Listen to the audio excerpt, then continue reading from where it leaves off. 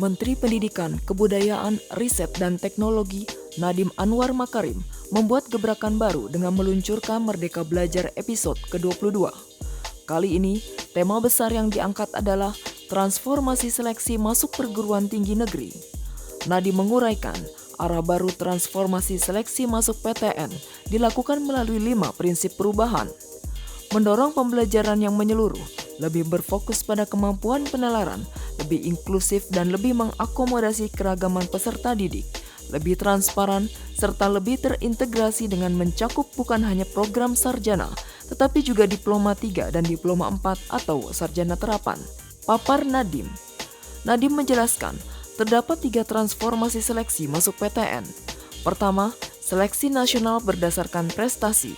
Pada seleksi nasional berdasarkan prestasi, seleksi akan berfokus pada pemberian penghargaan tinggi atas kesuksesan pembelajaran yang menyeluruh di pendidikan menengah.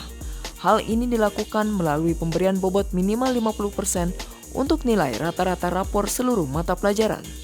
Dengan pemberian bobot yang tinggi ini, diharapkan peserta didik terdorong untuk berprestasi di seluruh mata pelajaran secara holistik. Sedangkan untuk pembobotan sisanya, maksimal 50% diambil dari komponen penggali minat dan bakat.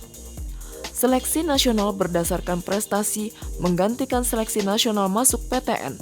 Sebelumnya, di jalur SNMPTN, calon mahasiswa dipisahkan berdasarkan jurusan di pendidikan menengah. Padahal, untuk sukses di masa depan, peserta didik perlu memiliki kompetensi yang holistik dan lintas disipliner. Contohnya, seorang pengacara harus punya ilmu dasar tentang hukum, tetapi juga harus memiliki ilmu komunikasi yang jadi pembeda, ujar Nadiem. Kedua, seleksi nasional berdasarkan tes. Nantinya, seleksi akan berfokus pada pengukuran kemampuan penalaran dan pemecahan masalah. Sebelumnya, pada jalur seleksi bersama masuk PTN, ujian dilakukan dengan menggunakan banyak materi dari banyak mata pelajaran. Hal ini secara tidak langsung memicu turunnya kualitas pembelajaran dan peserta didik kurang mampu menjadi lebih sulit untuk dapat sukses pada jalur ini. Kali ini berbeda, dalam seleksi ini tidak ada lagi tes mata pelajaran, tetapi hanya tes skolastik yang mengukur 4 hal, yaitu potensi kognitif, penalaran matematika, literasi dalam bahasa Indonesia, dan literasi dalam bahasa Inggris. Soal pada seleksi ini akan menitik beratkan kemampuan penalaran peserta didik, bukan hafalan, ujar Nadiem. Ketiga, seleksi mandiri oleh PTN. Mekanisme ketiga dalam transformasi seleksi masuk PTN adalah melalui seleksi secara mandiri oleh PTN.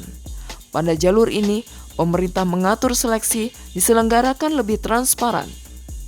Sebelum pelaksanaan seleksi, PTN wajib mengumumkan beberapa hal, antara lain jumlah calon mahasiswa yang akan diterima masing-masing program studi atau fakultas, metode penilaian calon mahasiswa, tes secara mandiri, kerjasama tes melalui konsorsium perguruan tinggi, memanfaatkan nilai dari hasil seleksi nasional, dan atau metode penilaian calon mahasiswa lainnya yang diperlukan.